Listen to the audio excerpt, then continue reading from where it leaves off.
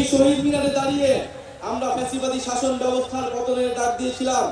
ছাত্র শ্রমিক জনতার বিপুল আত্মত্যাগের বিনিময়ে আমরা ফ্যাসিবাদী শাসনকে পরাজিত করে এক অবিস্মরণীয় বিজয় অর্জন করেছিলাম।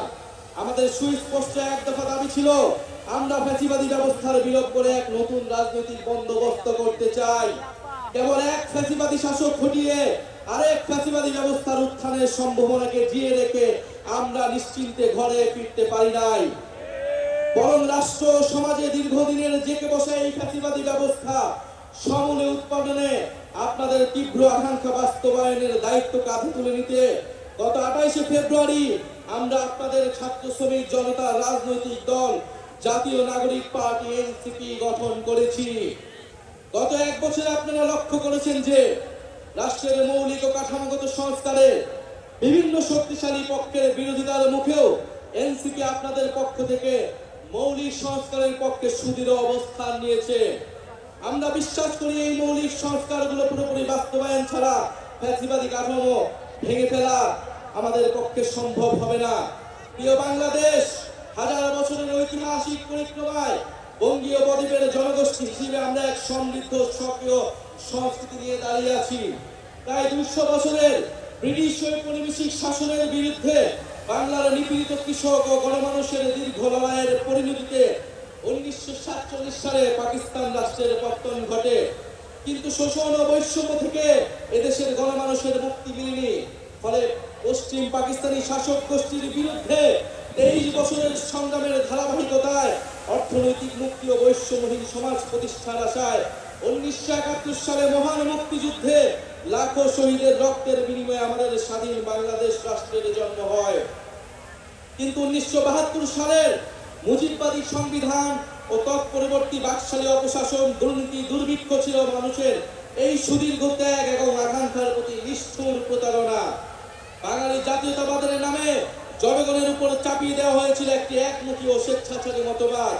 তারপর রাষ্ট্র গঠনের নানা চড়াই উৎরাই পেরেও স্বাধীনতার 5 দশকেও একটি রাষ্ট্র আমরা তৈরি করতে পারিনি যা গণতন্ত্র, সাম্য, মানবিক মর্যাদা এবং সামাজিক ন্যায় বিচারে নিশ্চিত করে।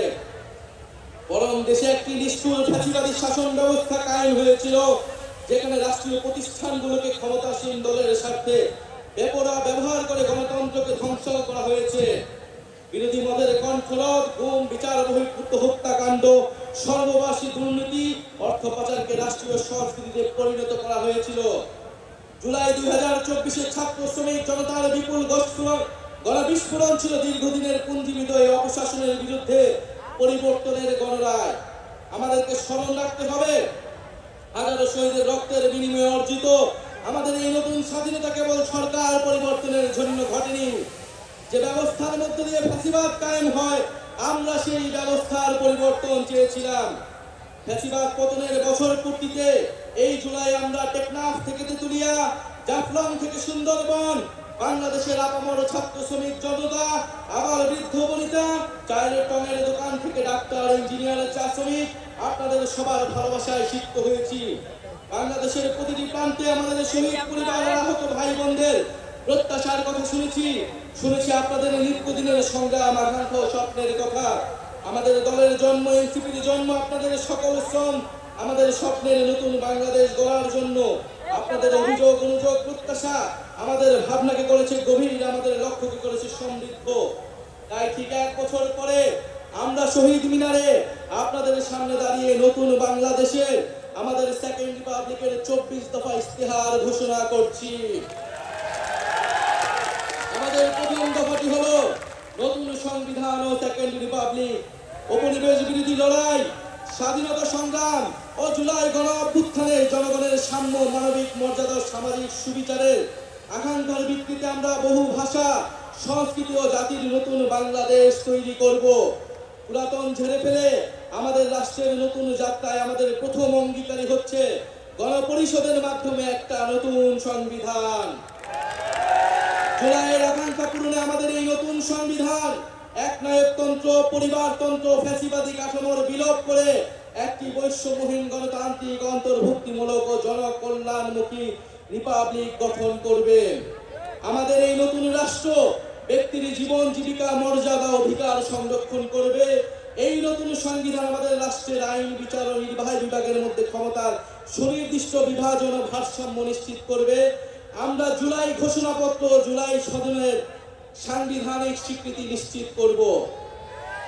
আমাদের দ্বিতীয় দফাটি হচ্ছে জুলাই গণ অভ্যুত্থানের স্বীকৃতি ও বিচার। এই জনপদের মানুষের উপনিবেশ বিরোধী সংগ্রাম, 1971-এর মহান মুক্তিযুদ্ধের কাঙ্ক্ষিত সাম্য, মানবিক মর্যাদা ও সামাজিক সুবিচার প্রতিষ্ঠার লড়াই এবং জুলাই গণ অভ্যুত্থানে একটি বৈষম্যহীন বাংলাদেশ গঠনের প্রত্যয়ই আমাদের প্রেরণা।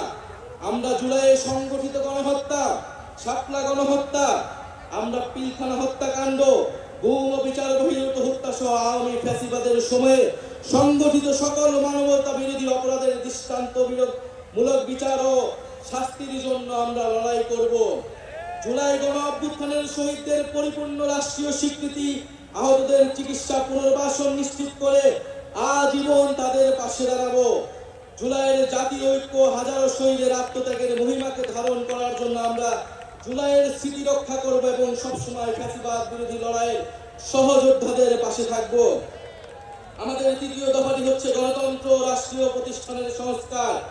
আমরা এমন একটা ইনসাফের রাষ্ট্র গড়ে তুলতে চাই যেখানে রাষ্ট্রীয় প্রতিষ্ঠানগুলো হবে জাতি, ধর্ম, বর্ণ নির্বিশেষে নিরপেক্ষ, নৈর্ভিত্তিক, মানবিক ও গণমুখী।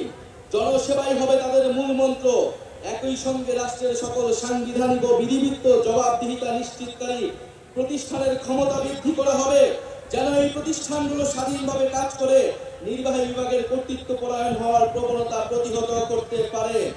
আমরা এমন একটা গণতান্ত্রিক রাষ্ট্র প্রতিষ্ঠা করতে চাই যেখানে জনগণ শুধু নির্বাচনের দিন ক্ষমতার উৎস হবে না, বরং রাষ্ট্র পরিচালনার প্রতিটি ক্ষেত্রে জনগণের অংশগ্রহণ নিশ্চিত করা হবে।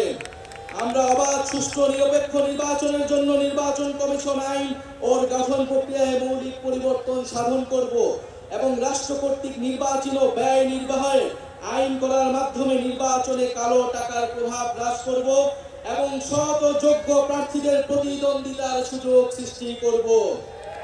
আমাদের চতুর্থ দফাটি হচ্ছে ন্যায় ভিত্তিক বিচার ব্যবস্থা ও আইন সংস্কার। আমাদের রাষ্ট্রে স্বাধীন বিচার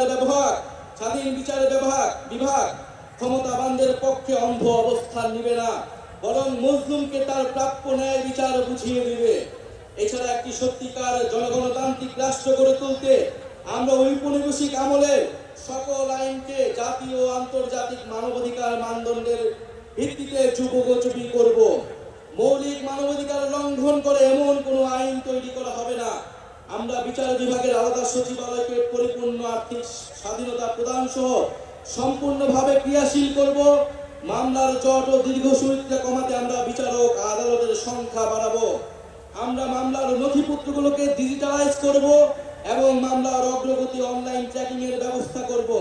আমরা দেওয়ানি দায়ের ক্ষেত্রে আর্থিক ক্ষতিপূরণের প্রাপ্তির বিষয়ে এক আইনগত কাঠামো প্রণয়ন করব।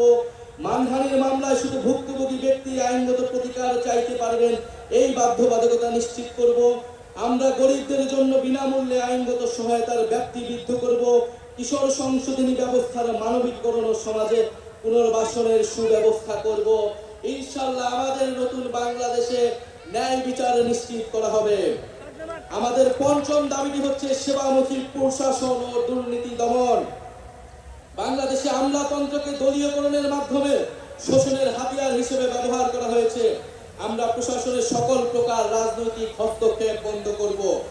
আমলাতন্ত্রকে সুদক্ষ সেবামূলক প্রতিষ্ঠান হিসেবে গড়ে তুলতে আমরা উন্নত প্রশিক্ষণের ব্যবস্থা করব। বিভিন্ন খাতের যোগ্য বিশেষজ্ঞদের সরকারে অধিকতর অংশগ্রহণ নিশ্চিত করব। নিয়োগ, বদলি, পদায়ন ও প্রমোশনের ক্ষেত্রে মেধা এবং যোগ্যতাই হবে একমাত্র মানদণ্ড। সরকারি কর্ম কমিশনের সকল প্রশাসনের নিয়োগের ক্ষেত্রে সততা, নিরপেক্ষতা বজায় রাখতে যথাযথ নিয়োগ কাঠামো তৈরি করব। আমরা ডিজিটাল গভর্নেন্স চালুর প্রতি বিশেষ গুরুত্ব দিব। আমরা রাষ্ট্রীয় সম্পদ চুরি, দুর্নীতি, স্বজনপ্রীতি, দলীয়করণের বিচারহীনতা এবং বিচারের দীর্ঘসূত্রিতা পরিহার করে দুর্নীতির দ্রুত বিচার, শাস্তির বিধান করব। সরকারের যে কোনো দাপ্তরিক দুর্নীতি প্রকাশ করলে সংশ্লিষ্ট ব্যক্তিকে বিশেষ আইনি সুরক্ষা দিতে হুইসেল ব্লোয়ার প্রোটেকশন আইন প্রণয়ন করব।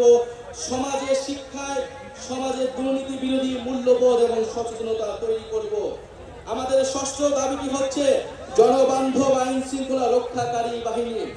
আমরা এমন এক বাংলাদেশ গড়তে চাই যেখানে আইন শৃঙ্খলা রক্ষাকারী বাহিনী পুলিশ আর সাধারণ মানুষকে ভয় দেখিয়ে ওয়ারেন্ট ছাড়া তুলে নিয়ে যেতে পারবে না। আমরা ঔপনিবেশিক আমলের 1861 ও 1898 সালের পুলিশ আইন যুগোপযোগী করব। আমরা গড়ে তুলব এমন কাঠামো যেখানে পুলিশ হবে মানব অধিকারের রক্ষক, নাগরিকের সেবক। আমরা পুলিশ ও আইন শৃঙ্খলা বাহিনীর রাজনৈতিক অপব্যবহার বন্ধে ও তাদের বদলি প্রদানের স্বচ্ছ ব্যবস্থা চালু করতে একটি স্থায়ী পুলিশ কমিশন গঠন করব। যে কোনো গ্রেফতারের ক্ষেত্রে ওয়ারেন্ট বা সুস্পষ্ট কারণ উল্লেখ করতে হবে। গ্রেফতারকারীর উপর পুলিশের পদবি ও পরিচয় স্পষ্টভাবে জানানো হবে। আমরা চালু করব কমিউনিটি ভিত্তিক পুলিশিং এবং মানবাধিকার কেন্দ্রিক প্রশিক্ষণ। সহিংস অপরাধের প্রতি আমাদের থাকবে জিরো টলারেন্স। আমরা র্যাব বিলুপ্ত করব এবং আমরা গোয়েন্দা সংস্থাকে রাজনৈতিক স্বার্থে ও মানবাধিকার লঙ্ঘনে ব্যবহার বন্ধ করে সুস্পষ্ট আইনি কাঠামো তৈরি করব। আমাদের সপ্তম দাবিটি হচ্ছে গ্রাম পার্লামেন্ট ও স্থানীয় প্রশাসন, স্থানীয় সরকার। মানুষ গ্রাম ছেড়ে শহরে চলে এসেছে, এতে শহরগুলোর উপর চাপ বাড়ছে এবং গ্রামীণ অর্থনীতি দুর্বল হচ্ছে। আমরা গ্রামের স্বকীয়তা ক্ষুণ্ণ রেখে শহরের সুবিধা গ্রামে পৌঁছে দিতে চাই। আমরা গ্রামে উৎপাদন ও বিনিয়োগের সুযোগ বাড়িয়ে স্বনির্ভর গ্রাম তৈরি করব। আমরা স্থানীয় পর্যায়ে শাসন ব্যবস্থায় জনগণের অংশগ্রহণ নিশ্চিতে গ্রাম পার্লামেন্ট গঠন করব এবং এই পার্লামেন্টের হাতে স্থানীয় সমস্যা সমাধান ও উন্নয়ন তদারকির দায়িত্ব অর্পণ করব। আমরা স্থানীয় সরকার কাঠামোকে শক্তিশালী করার মাধ্যমে ক্ষমতার বিকেন্দ্রীকরণ নিশ্চিত করব এবং স্থানীয় সরকারকে স্থানীয় উন্নয়নের কেন্দ্রীয় বিন্দুতে পরিণত করব। আমরা সংসদ সদস্যের ক্ষমতার অপব্যবহার বন্ধ করে স্থানীয় নির্বাচিত জনপ্রতিনিধিকে ক্ষমতায়িত করব। একই সাথে সামাজিক জবাবদিহিতা ও দায়বদ্ধতা নিশ্চিতকারী কাঠামোগুলোকে যেন দায়িত্ব পালন করতে পারে সেটা নিশ্চিত করব। আমরা একটি স্বাধীন স্থানীয় সরকার কমিশন গঠন করব, যে স্থানীয় সরকারের বিভিন্ন প্রতিষ্ঠান যেন ভূমিকা পালন করে তা নিশ্চিত করবে। আমাদের অষ্টম দফাটি হচ্ছে স্বাধীন গণমাধ্যম ও শক্তিশালী নাগরিক সমাজ। আমরা সংবাদ মাধ্যমের শতভাগ স্বাধীনতায় বিশ্বাস করি এবং যথাযথ আইনি ও নীতি কাঠামোর মাধ্যমে সেটি নিশ্চিত করব। আমরা প্রেস কাউন্সিলকে যুগোপযোগী এবং কার্যকর করব। এছাড়া নির্দিষ্ট কোনো ব্যক্তি, গোষ্ঠী বা কর্পোরেশনের কাছে যাতে বহু গণমাধ্যমের প্রতিষ্ঠাতার মালিকানা কুক্ষিগত না হয়, রাজনৈতিক দলের স্বার্থে হাতিয়ার না হয়, সেটা নিশ্চিত করব। আমরা নিশ্চিত করব গণমাধ্যম যেন জনগণের কাছে দায়বদ্ধ থাকে।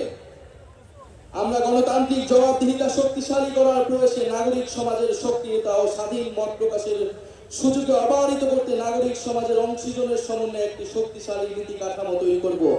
আমরা গণমাধ্যমে মিস ইনফরমেশন, গুজব ও বিভ্রান্তিকর সংবাদের বিরুদ্ধে জনগণের সুরক্ষা নিশ্চিত করব।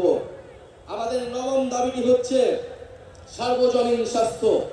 আমরা এমন একটি স্বাস্থ্য ব্যবস্থা গড়ে তুলব যেখানে অর্থের অভাবে কেউ চিকিৎসা থেকে বঞ্চিত হবে না। এমন জরুরি চিকিৎসা ব্যবস্থা গড়ে তুলব যাতে হাসপাতালে পৌঁছানোর আগেই অ্যাম্বুলেন্সে জীবন রক্ষাকারী চিকিৎসা শুরু করা যায়। আমরা ইলেকট্রনিক হেলথ রেকর্ড সিস্টেম চালু করব, ফলে নাগরিকের হেলথ কার্ড, হেলথ আইডি থাকবে, সেখানে সকল তথ্য ডিজিটালি সংরক্ষণ থাকবে। আমরা প্রাথমিক স্বাস্থ্যসেবা শক্তিশালী করব।